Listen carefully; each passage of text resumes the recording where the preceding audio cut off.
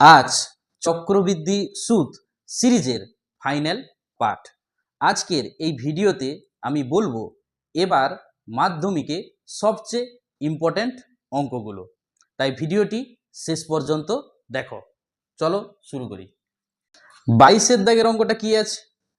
শতকরা বার্ষিক কত চক্রবৃদ্ধি হার সুদে 10,000 টাকা 2 বছরে সমূল চক্রবৃদ্ধি 12,100 টাকা হবে? চলো দেখি। এখানে সমূল চক্রবৃদ্ধির ফর্মুলা কি জানি? P whole into 1+r/100 whole to the power n। এটা আমরা জানি সমূল চক্রবৃদ্ধি। জাস্ট মানগুলো বসাচ্ছি। পি এর মান কত দেওয়া আছে? 10,000 হোল ইন্টু 1+r চেয়েছে, তাই আর যেমন ছিল তেমন থাকলো, divided by 100 whole to the power n। n তো দেওয়া আছে 2 বছর, ইকুয়াল টু সমূল চক্রবৃদ্ধি দেওয়া আছে কত?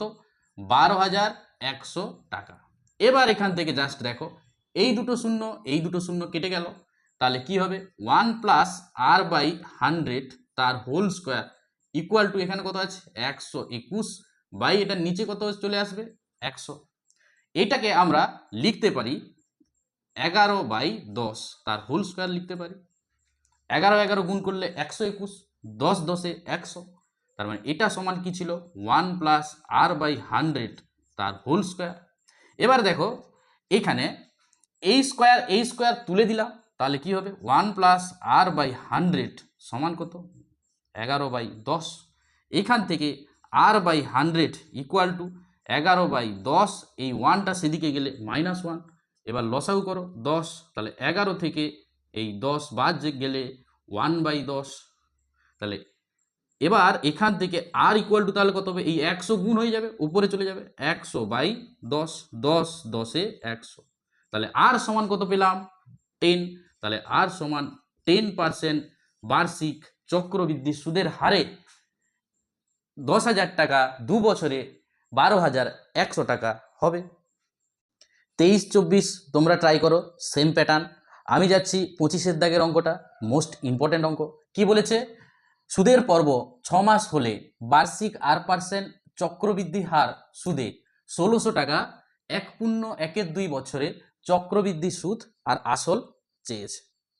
তাহলে এখানে সুদের পর্বটা কত? সুদের পর্ব কত দেওয়া আছে? যেটা এম দ্বারা ডিনোট করেছিলাম। কি হয়? সুদের পর্ব টোটাল 12 মাস বাই 6 মাস অন্তর, তাহলে কত হবে? 2। 6 মাস সুদের পর্ব মানে বছরে সে দুবার দিচ্ছে। এবার পি মানে প্রিন্সিপাল, আসলটা এখানে কত দেওয়া আছে? 1600 টাকা। আর কত দেওয়া আছে? 10%। আর এন কত দেওয়া আছে? সময় 1.12 বছর।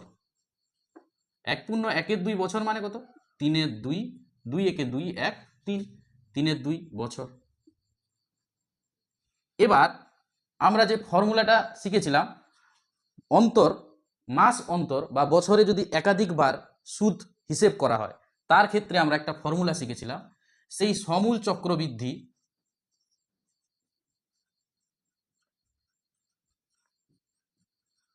কি হয়?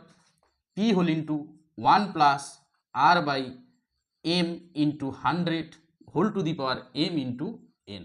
এই এমটা ছিল সুদের পর্ব। তাহলে পি এর মানটা বসিয়ে দিলাম 1600 ইন্টু 1+r। আর এখানে কত দেওয়া আছে? 10%, ডিভাইডেড বাই এম কত? এম হচ্ছে এখানে 2 into 100 whole to the power M এর মান 2, এন হচ্ছে 3-2, তাহলে 3/2 ইকুয়াল টু 1600 ইন্টু, এখানে দেখো এই শূন্য কেটে গেল, তাহলে কত হবে? 1+1/10 দুনে 20 হোল টু দি পাওয়ার এই টু কেটে গেল 3। তাহলে এখান থেকে কত পাচ্ছি? আমরা পাচ্ছি 1600 ইন্টু 20, লসাগু করলে 21 এটা কিউব আছে, তাহলে 3 বার লিখে দিলাম 21/20 ইন্টু 21/20। এবার কাটাকাটি করব। দেখো এই শূন্য কেটে দিলাম, এই শূন্য কাটলাম, তাহলে 2 দুনে 4, 4 4 16, 4 5 20। তাহলে কত পাচ্ছি? তাহলে আমরা পাচ্ছি 21 ইন্টু 21 ডিভাইডেড বাই 5।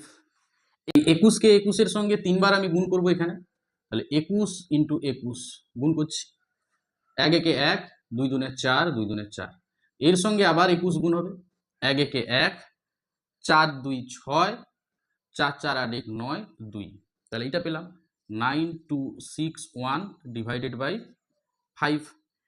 একে 5 দ্বারা ভাগ করলে কত হবে, 5 একে 5, 4 গেল, 5 আসতে 40, 5 5 এ 25, 5 দুনে 10, 5 দুনে 10, এত টাকা।